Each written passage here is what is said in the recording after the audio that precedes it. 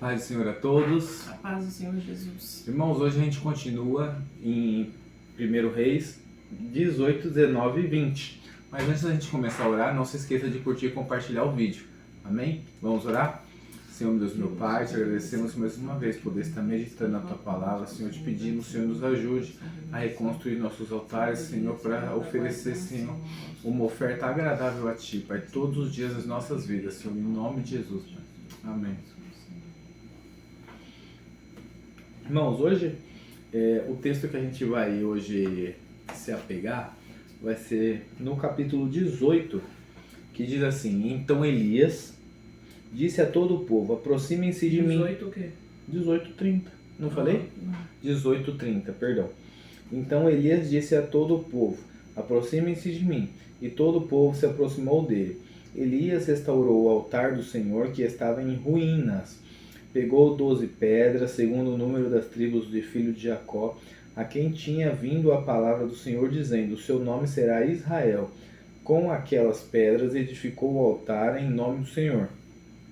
Ao redor dele fez uma vala capaz de conter 2 medidas de semente, e então armou lenha. Cortou o novilho em pedaços e o pôs sobre a lenha. Então disse: encham 4 cântaros com água e derramem sobre o holocausto e sobre a lenha. E disse ainda: façam isso outra vez, e eles fizeram. Disse mais: façam isso pela 3ª vez, e eles fizeram. Pela 3ª vez, a água escorria do altar e enchia também a vala aberta. Quando chegou a hora do sacrifício da tarde, o profeta Elias se aproximou do altar e disse: ó Senhor Deus de Abraão, de Isaque e de Israel, que hoje se fique sabendo que tu és Deus em Israel, e que eu sou o teu servo, que segundo a tua palavra fiz todas estas coisas. Aqui tem uma lição muito grande, né, que a gente aprende com esse episódio de Elias aqui contra os profetas de Baal.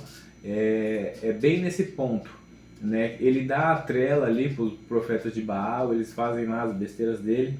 Quando chega a vez de Elias ele começa reconstruindo o altar que estava em ruínas.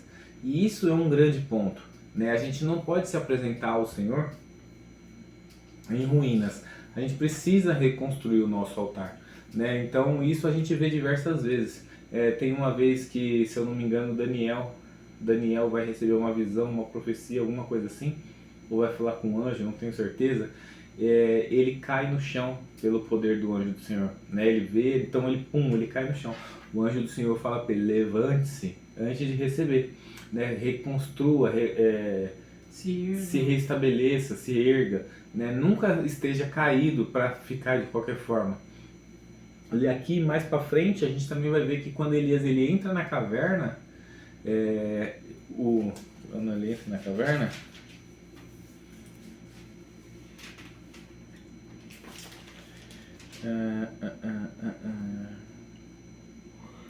no Monte Horebe, o anjo fala para ele: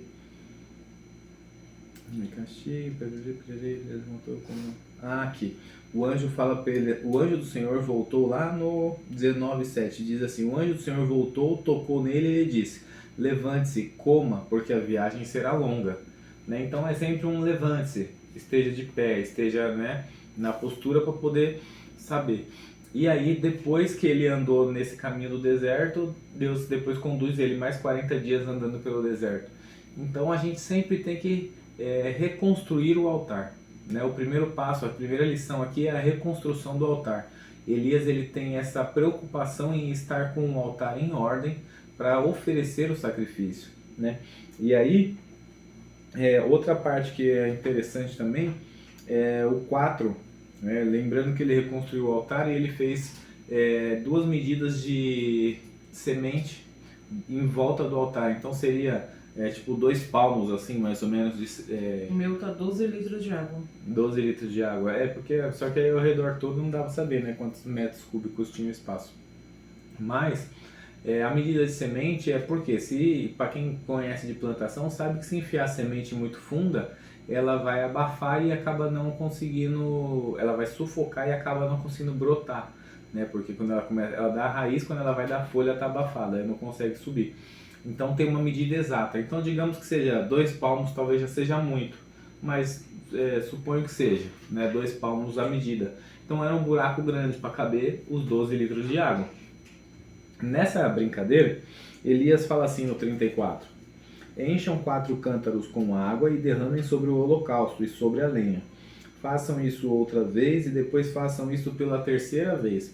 Então ele derramou 12 cântaros, cada cântaro provavelmente em 1 litro, né? Já sabemos a medida do cântaro.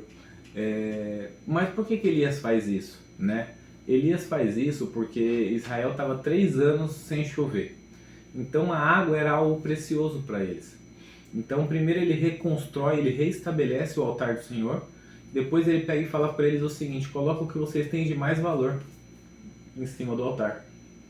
Além do sacrifício, coloca o que você tem mais de valor, apresente para o Senhor. E eles jogam a água ali. Era o significado dessa água.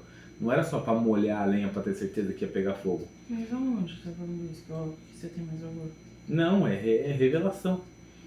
É algo que uma vez estudando na palavra o Senhor me deu. Porque é o seguinte, eles estão 3 anos sem chover, certo? Então para eles terem água, eles tinham que viajar longas distâncias para buscar. Então a água era preciosa para eles, entendeu? Naquele momento a água era algo precioso para eles, para Israel. Então Elias na cabeça deles podia estar falando: cara, esse cara tá louco, tá desperdiçando a nossa pouca água que a gente tem. Mas não, ele estava colocando o que era mais de precioso para eles dentro do holocausto, entendeu? Sim. E chegando no sacrifício, ele, olha, até arrepia. Chegando no sacrifício, ele sempre fala, né, o Senhor, Deus de Abraão, de Isaac e de Israel. Diferente de Moisés, quando Deus fala para Moisés, fala que eu sou o Deus de Abraão, de Isaac e de Jacó. Né? Aqui ele vai falar assim: o Deus de Abraão, de Isaac e de Israel, porque Deus muda o nome de Jacó. Né? Então ali ele provavelmente estava querendo se referir à mudança, o Deus que faz mudança.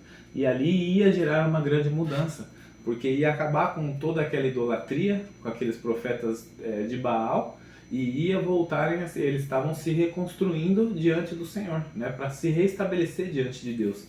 Né? Então aqui a gente tira grandes lições. Primeiro, a gente tem que sempre estar de pé diante do Senhor. Não adianta estar caído. Tem decisões que nós temos que tomar. Uma vez eu fui me consultar com uma autoridade espiritual, digamos assim, e falei que eu estava ansioso por algumas decisões que eu tinha que tomar. E aí a pessoa me falou que antes do Senhor me responder, eu ia ter que tratar a ansiedade. Falou: não adianta você andar ansioso. Você tem que aguardar e esperar no Senhor. Então tem coisas da nossa carne que a gente precisa resolver antes de esperar algo do Senhor. Porque não adianta o Senhor me entregar algo e eu na ansiedade vou fazer besteira. Um exemplo disso, só para a gente finalizar, tá fora do contexto, mas vocês vão entender, quando Deus pede Isaac para Abraão. Deus fala para Abraão que ele quer que sacrifique Isaac no monte. Só que a caminhada para o monte é uma caminhada de 3 dias. Então Deus, além de pedir aquilo que tinha que Abraão tinha de mais precioso no momento, que era o filho dele que ele tanto queria, era o filho da promessa, ele também não quer que Abraão haja no impulso, na ansiedade, no momento de emoção.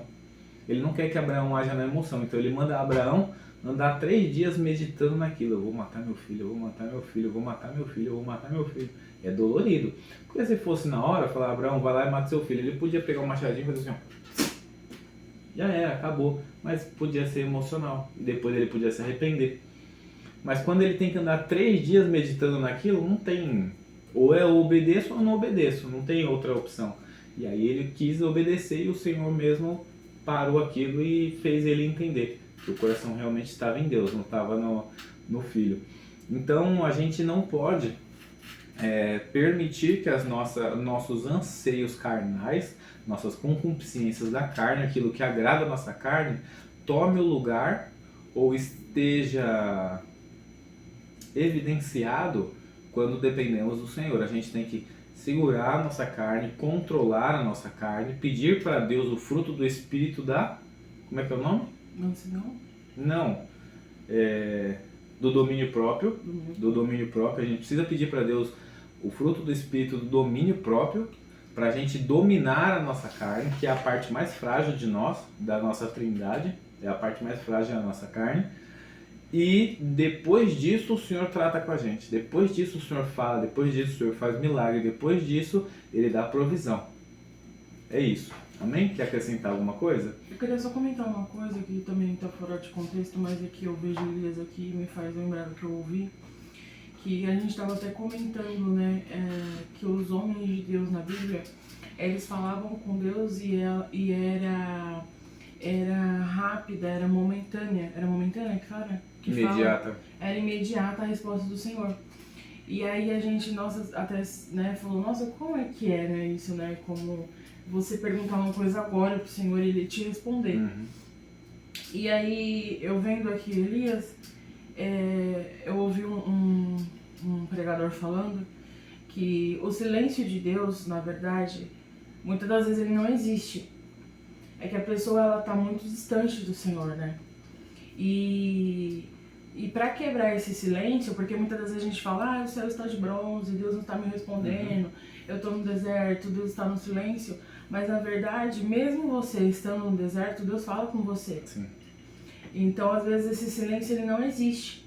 É algo em você que está faltando. O que é que falta? É a intimidade. É a reconstrução do altar. E a intimidade, que é a junção, não é disso, Sim. isso. É a intimidade de você ter uma vida no altar com o Senhor, né? Que se você tiver uma vida no altar com o Senhor, não tem o porquê de você fazer uma pergunta. É a mesma coisa eu com você. Nós somos amigos. Não tem o porquê eu te perguntar, Lucas, qual a cor da sua camisa que você vai usar hoje? Não tem porquê você não me responder. Sim.